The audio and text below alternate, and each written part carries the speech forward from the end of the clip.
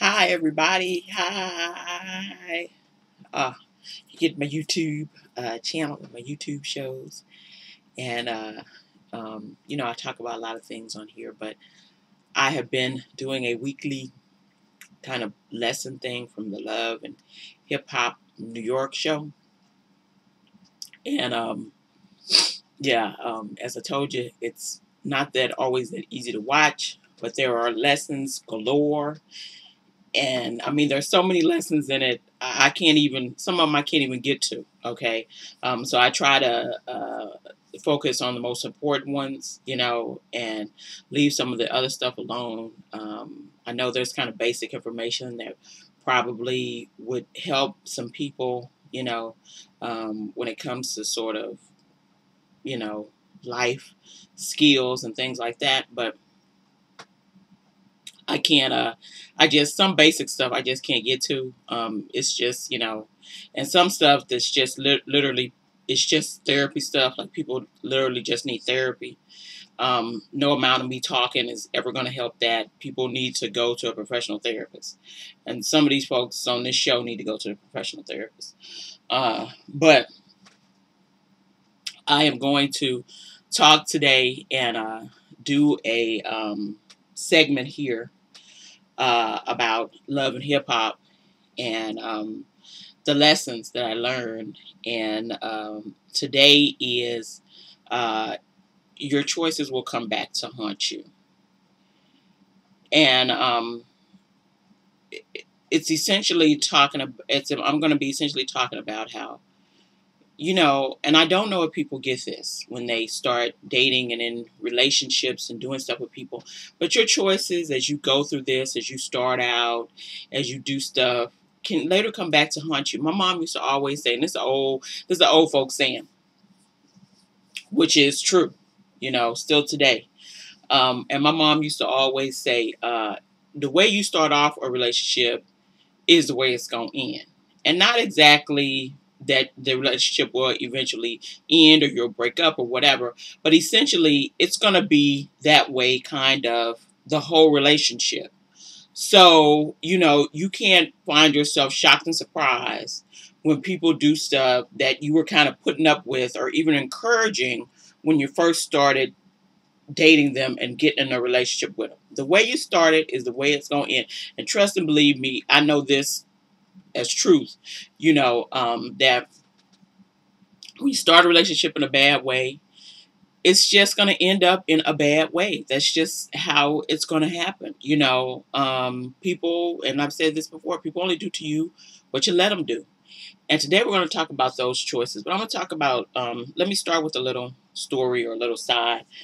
There was something on the Facebook this week, and I was making some comments on, and was talking about a thing about a woman. I guess she was put into the public spotlight because she went to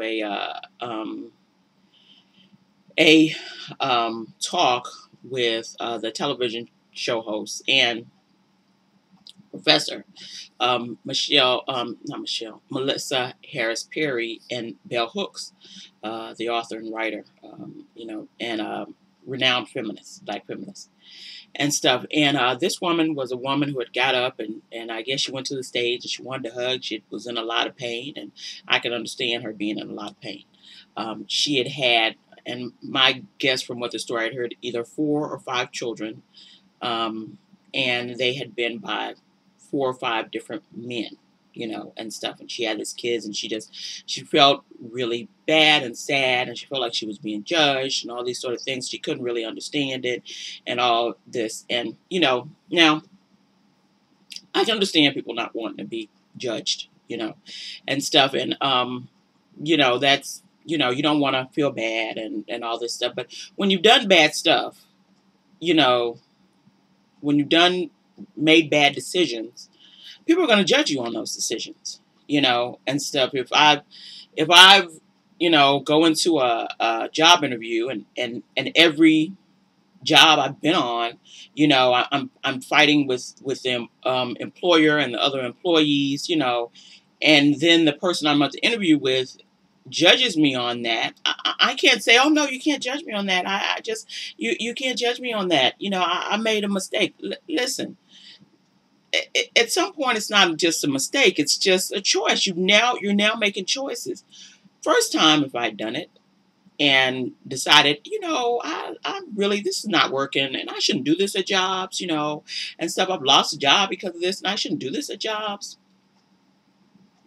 And then I go to the next job and act right, and change my way, and stuff. And I'm at, maybe another job and another job. And then the person judges me on the first job. Then maybe I can, say something. Maybe I can be like, listen, I've actually learned a lesson. I've changed my ways. I've done something different after that first job, and stuff. And it's not fair for you to judge me on that and these other jobs. I've been such a good employee and stuff and all this sort of stuff.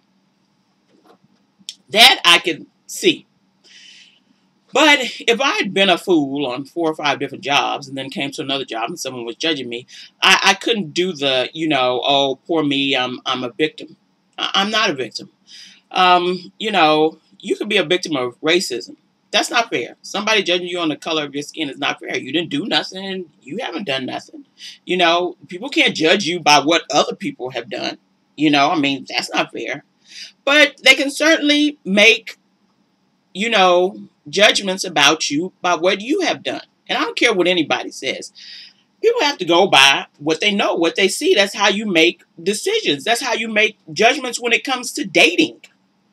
I got to go by your record, and stuff. And if your record is really bad and, and if you're on the date and it's a really bad date and you're a jackass and you're mean and, and stuff, I can only go by that. I can't go by this, sort of what you wished you could have done. So I guess the woman was asking for sympathy. And in this kind of comments of this Facebook status, people were not giving the woman much. And, people were like, hey, listen, one kid I could see, maybe even two, but 5 and, and 4 and 5 different dads is not, okay. And, people are like, well, hold the man responsible. And I certainly agree with that. You should hold him responsible. Nobody had even said that you should hold him responsible. But you have to hold her responsible, too. I don't know what world we've come into now that, somehow only one person is supposed to be held responsible. And then the other people are just not, this wasn't a situation where this woman was attacked or raped. This was a situation where this woman chose really badly, had children with men she wasn't married to, and she's in an awful situation, and you make a choice to have another child and make the situation even worse, and you make a choice to have another child and make the situation even worse, and you make a choice to have another child and you make the situation worse. And those choices, the choices that people are making like that, are coming back to haunt them. And then people want people to feel bad for them. You know how I get people not to judge me by choices that I've made previously? For most people not to judge me, because there will still be people that judge me by those choices. There's nothing I can do about that. I'm not really concerned with that.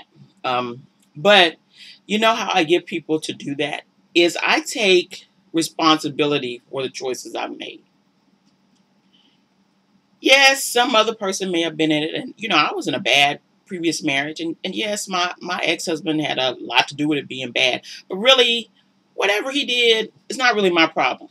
My only problem is what I did and what my responsibility was and what my part was in this and how I was going to change my own behavior to not have this happen again. Because say I didn't change my behavior and I married another man just like my husband and ended up in the same situation. Well, yeah, at some point people looking at me like, really? This is not her, having 4 or 5 kids with the same man.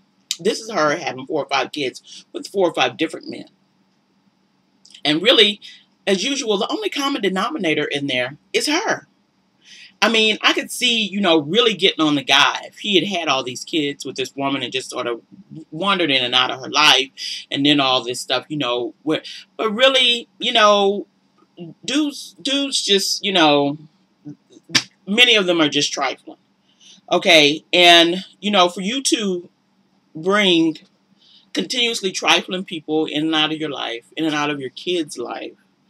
Um, Really, some of that, and a lot of it is on you. And, I can give so much empathy and sympathy to people, but at some point, it's like, I can't give you any more. I could certainly feel bad for her, but the constant excusing of her behavior is kind of what has gotten her to repeated behavior like that, and stuff. When you don't make people take responsibility, when you just keep rescuing people again and again and again, and you don't set boundaries with people, and you don't have people have consequences, then people just keep making the same crappy, bad decisions over and over again.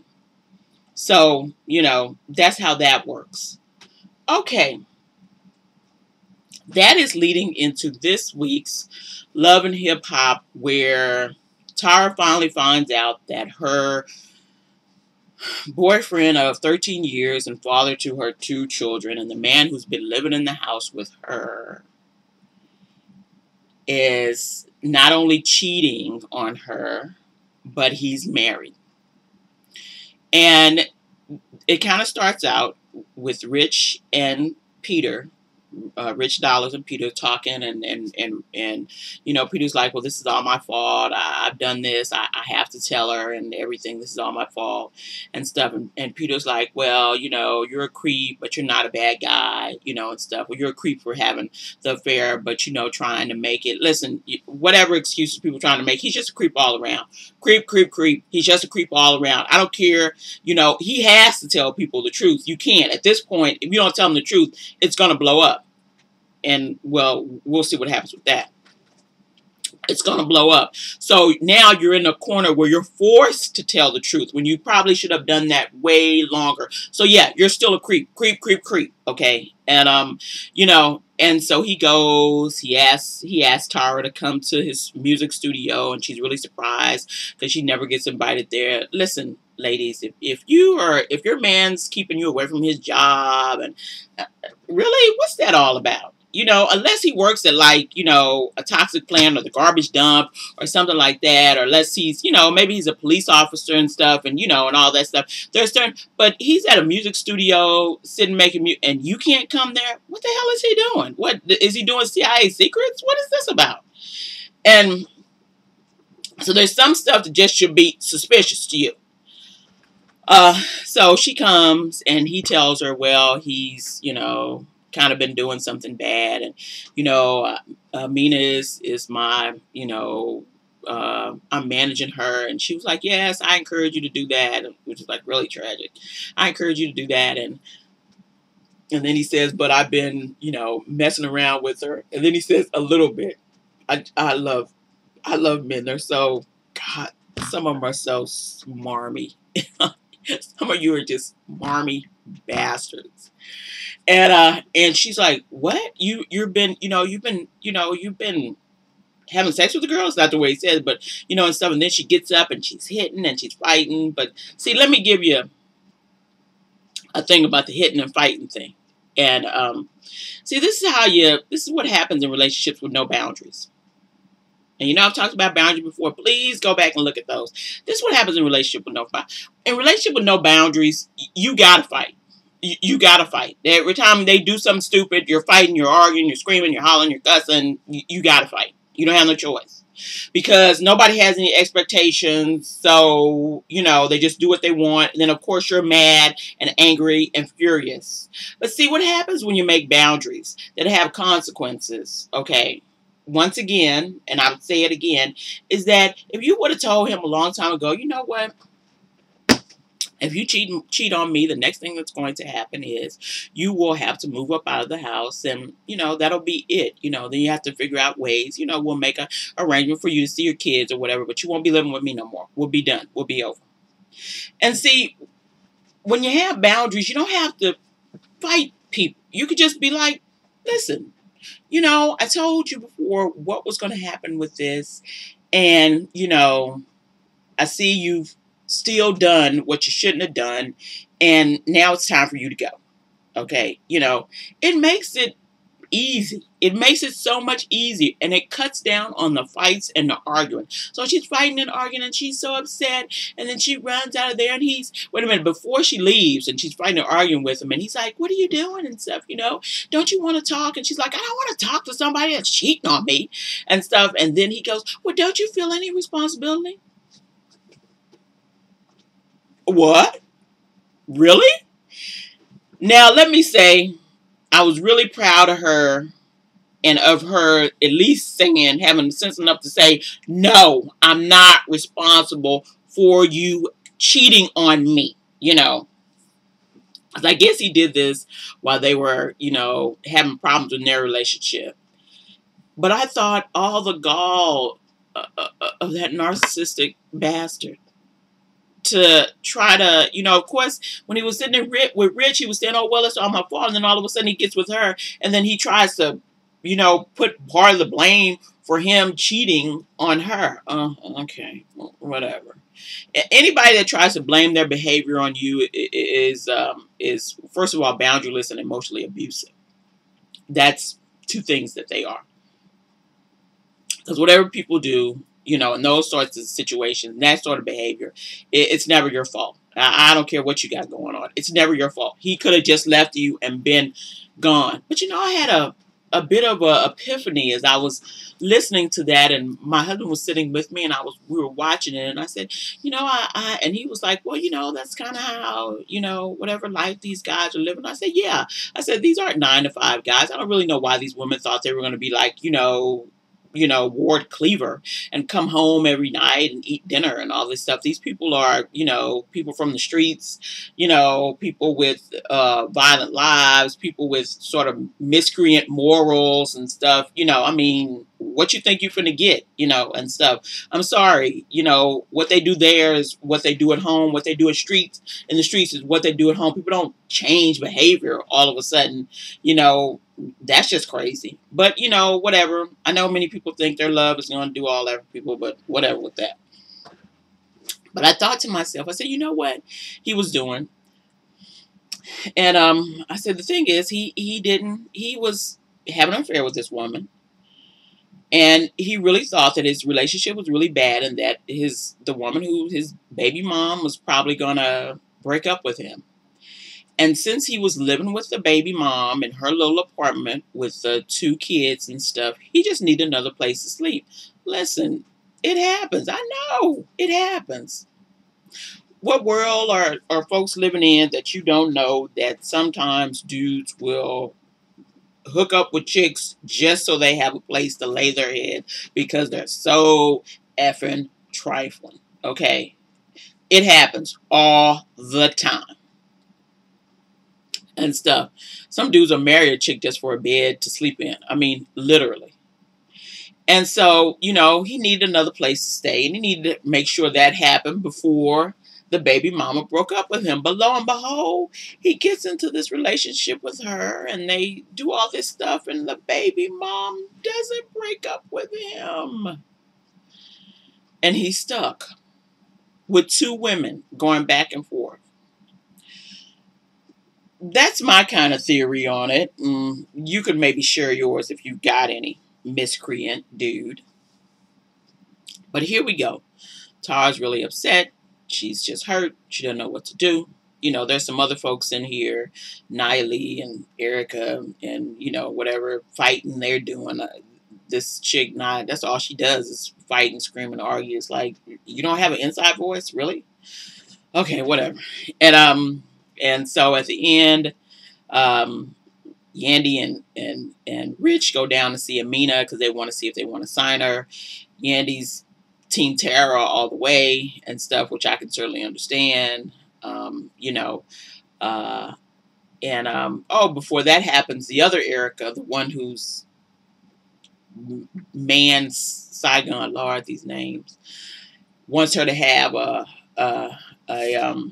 blood test to see if the child is his, and she goes and she talks to a friend, and the friend says, well, just to get him off your back. She does say, he's just a jerk, he's just an ass, he's done you so wrong and stuff, but just to get him off your back, you should just do it and get it over with. And she decides she will. I don't know what kind of compromise that is.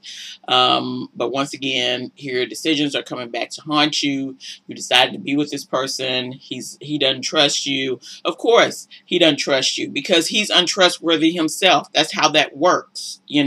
Untrustworthy people don't trust nobody else. So yeah, if he's been sleeping around and doing a bunch of stuff, of course he don't trust you. Because he's untrustworthy and stuff. And she decides to do it, which is, neither here nor there. And she goes to him and he's just like, oh, well, we could do it and the results will happen on my birthday and hopefully, we could celebrate and all this stuff. And I'm just thinking, what weirdo world is this? And stuff. But she wants him so badly, she's willing to compromise herself, and do the blood test and all that stuff. But see, that's what happens when you're not married to people. You run in and out of family court and doing paternity tests and all that sort of stuff. That's what happens when people aren't married and committed and, in a good, healthy relationship. That's what happens. You're running in and out of family court all the time, fussing about kids and are kids yours? Or should you be paying, child support? Trust and believe. I've seen it in real life. That's what happens when you're a baby mama and a baby daddy. All y'all do is run in and out of family court.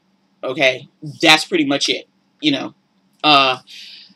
So, and then once again, those are your choices that are now coming back to haunt you, and stuff, sleeping with somebody first time and getting, pregnant or deciding just out of a blue, well, maybe we'll get pregnant and then the woman gets pregnant and stuff. See, that's what happens in these messy relationships and stuff, It's always messy because it started messy. So it's going to end messy. So over to Yandy and Rich going to see, and Yandy's talking to Amina, and Amina's talking, and Yandy's throwing wonderful shade, best shade I've ever seen thrown. But of course, Amina doesn't seem to get it. But I mean, she's throwing shade like crazy. And then Tara pops up because Tara said she was going to see her. She's like, next time she has some sort of, some sort of thing, I'm going to see her. So they're sitting. And Amina's shocked. And Yandy and Rich are sort of sitting to the side, looking and side-eyeing and seeing what's going to happen. And Tara's like, what do you think? What do you think he was doing? He's living with the mother of his children. Do you really think we're roommates? Which really is like, our people's cognitive dissonance. That's just people sort of pretending like things aren't happening or just sort of not attaching things to make things appear the way they want them to appear. Because really, if some guy tells me he's sleeping with some woman and, he's living with some woman that is the mother of his 2 kids and 2 kids are there, there's no way in hell I think, oh yeah, they're they're roommates. Yeah, no. Not gonna happen. Okay. You never drag me up in the middle of that mess. Okay, whatever that is. And stuff, even if it was true. No. And when people are having messy relationships already, why am I getting involved with yeah. No.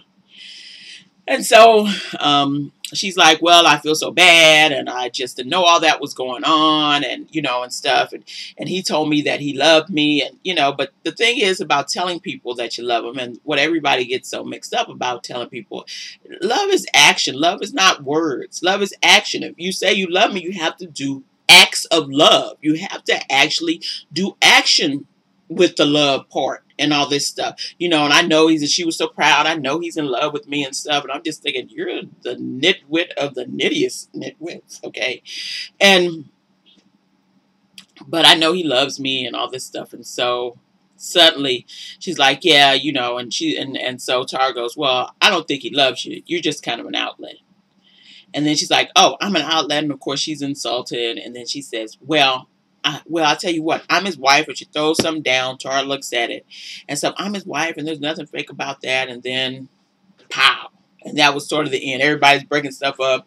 Yandy, of course, is trying to break up the fight. Rich Dollar stand over to the side eye. And I was like, what kind of dude is this that just stands over to the side eye? While two women are fighting, you don't get in there and try to break it up. Really? Okay. Yandy's trying to break it up and stuff, and they get them broken up and everything, and they're screaming and hollering at each other, and you know, now here is the biggest of the big lesson. Tara said he had done this before, he had cheated before several times, and he also said he had cheated before on her, and he knew that she wasn't going to forgive him for this. And my thought is, you know, when stuff happens before, look for it to happen again. You know, unless people have some come to Jesus moment, you'll have trouble again, you know, and stuff. And because she had let that go and gave that a pass and didn't give that consequences that it deserved to have, he knew she didn't have boundaries, and maybe he could do it again. And he's probably thinking the same thing. At this point in this show, he's probably thinking the same thing. He was probably thinking the same thing at that point, thinking, you know, I could tell her this, and, you know, after a while, she'll be mad. And then after a while, I can smooth it over, and she'll come back. She's come back before. If she comes back, and for any woman out there whose man cheats on them several times, once is enough, but several times, and you come back, and he does it again at some point, I'm not feeling sorry for you. You've made a choice. Anything after that point, you kind of deserve. Okay? You know, sorry, you do. And for Tara at this point, anything at this point, she just kind of deserves. She's sort of done this to herself. That is really unfortunate. I hate to say that, but she really has. The man hasn't cheated once. He's cheated several times, as he said.